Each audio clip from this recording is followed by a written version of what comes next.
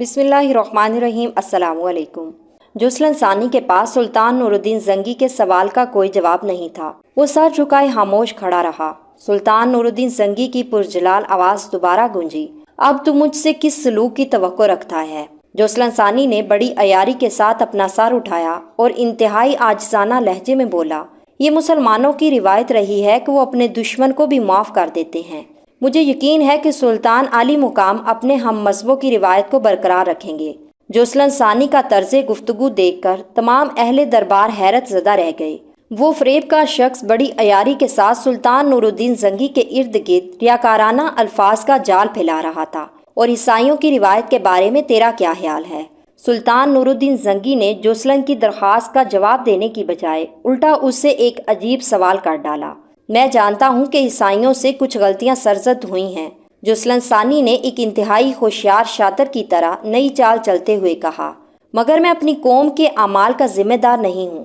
سلطان نور الدین زنگی بڑے صبر و تحمل کے انسان تھے، مگر جوسلن ثانی کی بات سن کر شعلے کی طرح بھڑک اٹھے۔ تیرا اپنا نامہ اعمال ان لوگوں سے کم سیاہ نہیں ہے۔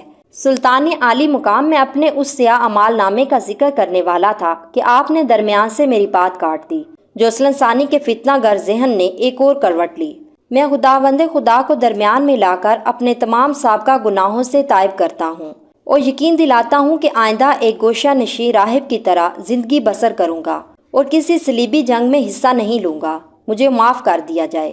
سلطان ذیشان کے عفو درگزر اسلام کی بھی شان ہے اور آپ کی بھی۔ تمام اہل دربار جوسلن کی مکاریوں پر حیران ہو رہے تھے۔ اس سے پہلے کہ سلطان نور الدین محمود زنگی جوسلن کی کسی بات کا جواب دیتے، قاضی شہر ابن ارسون اپنی نشست پر کھڑے ہو گئے اور سلطان نور الدین زنگی کو مخاطب کر کے بولے، سلطان محترم، میں اس قطع کلامی اور مداخلت کے لیے معذرت خواہ ہوں۔ قاضی ابن ارسون کا لہجہ بہت نرم و شیریں تھا۔ سلطان نور الدین زنگی نے حیرت سے قاضی شہر کی طرف دیکھا، پھر مؤدب لہجے میں کہنے لگے، فرمائیے قاضی صاحب، آپ کیا کہنا چاہتے ہیں؟ سلطان نور الدین زنگی ابن ارسون کے علم و فضل کی وجہ سے ان کا بے حد احترام کرتے تھے، بہت زیادہ ان کی عزت کرتے تھے۔ یکایک ابن ارسون کے چہرے کا رنگ متغیر ہو گیا۔ بڑی سے بڑی تکلیف اور بیماری میں پرسکون رہنے والا قاضی اس وقت حالت جلال میں تھا اور شدت جذبات سے ابن ارسون کا چہرہ سرخ ہو رہا تھا۔ ملت اسلامیہ کے اس دشمن نے بڑی مکاری اور بے حیائی کے ساتھ اعتراف کیا ہے کہ ماضی قریب میں عیسائیوں نے مسلمانوں کے ساتھ کچھ زیادتیاں کی ہیں۔ قاضی ابن ارسون نے جوسلن ثانی کی طرف اشارہ کرتے ہوئے کہا، اس سے بڑا ظلم اور کیا ہوگا کہ وحشت و درندگی کو زیادتی کہا جائے۔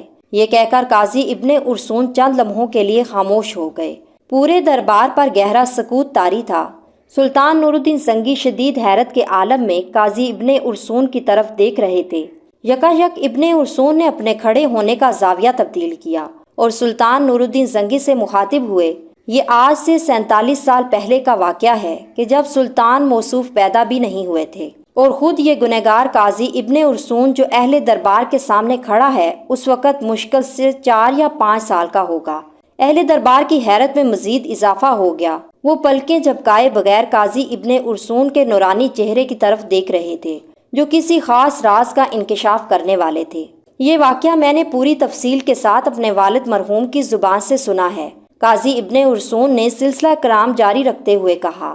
وہ اہل اسلام کے لیے بڑا سنگین وقت تھا جب ایک اللہ، ایک رسول صلی اللہ علیہ وآلہ وسلم اور ایک کتاب کے ماننے والے گروہ در گروہ تقسیم ہو گئے تھے۔ اس وقت مصر پر فاطمی خلیفہ ابو القاسم کی حکمرانی تھی۔ مصر کا یہ حکمران اپنی ہمسایہ مسلمان حکومتوں کا شدید دشمن تھا۔ اس کو عباسی حکمران سے کوئی ہمدردی نہیں تھی اور یہی حال عباسی حکمران کا تھا کہ وہ فاطمی خلیفہ کے لیے اپنے دل میں کوئی نرم گوشہ نہیں رکھتا تھا۔ اپنے ہم مذہبوں سے فاطمی خلیفہ کے بغض و عناد کا یہ عالم تھا کہ وہ آل سلجوق کا نام سننا بھی گوارا نہیں کرتا تھا۔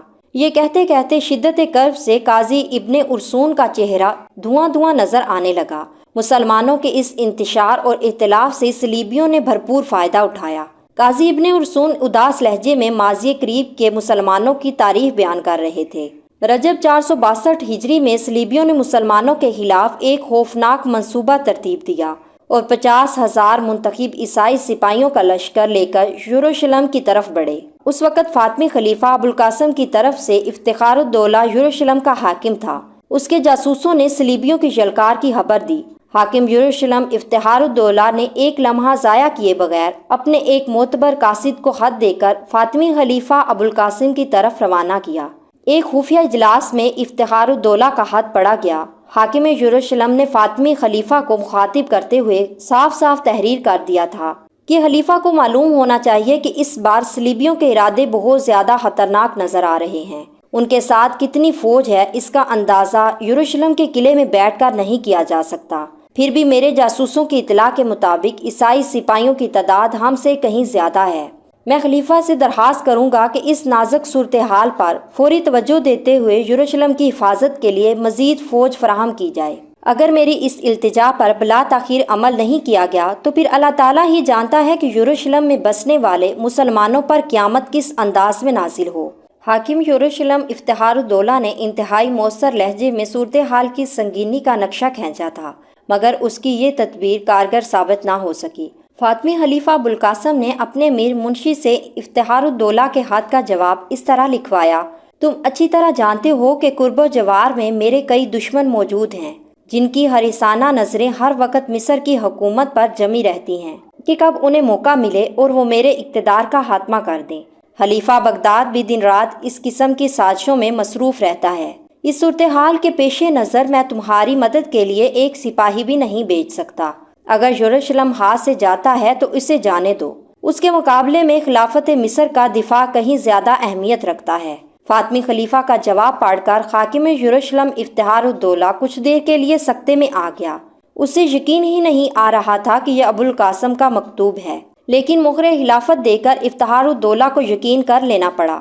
پھر اس کے چہرے پر شدید اذیت و کرب کا رنگ ابھرا اور وہ خود کلامی کے انداز میں کہنے لگا: خلیفہ یہ کیوں نہیں کہتے کہ ملت اسلامیہ کی سر بلندی کے بجائے آپ کو اپنا اقتدار عزیز ہے، مگر یاد رکھیں کہ یروشلم چلا گیا تو پھر کچھ بھی باقی نہیں بچے گا۔ پھر وہی ہوا۔ 50,000 سپاہیوں پر مشتمل صلیبی لشکر یروشلم کی دیوار کے نیچے آ کر جمع ہونے لگا۔ صلیبیوں کو اس بات پر بڑی حیرت تھی کہ وہ کسی مزاحمت کے بغیر شہر کی فصیل تک پہنچ گئے تھے۔ افتخار الدولہ شہر سے باہر نکل کر عیسائیوں کی پیش قدمی کو روک سکتا تھا، مگر بدقسمتی سے اس کے پاس صرف 1,000 سپاہی تھے۔ جنگی اصولوں کے مطابق دونوں فوجوں میں کوئی تناسب اور توازن ہی نہیں تھا، اس لیے افتخار الدولہ نے دفاعی حکمت عملی اختیار کی۔ یہ کہہ کر قاضی ابن ارسون کچھ دیر کے لیے خاموش ہو گئے۔ حاضرین کا گہرا سکوت دے کر دربار شام پر کسی قبرستان کا گمان ہوتا تھا۔ سلطان نور الدین زنگی بھی تصویر حیرت بنے ہوئے قاضی ابن ارسون کی گفتگو سن رہے تھے۔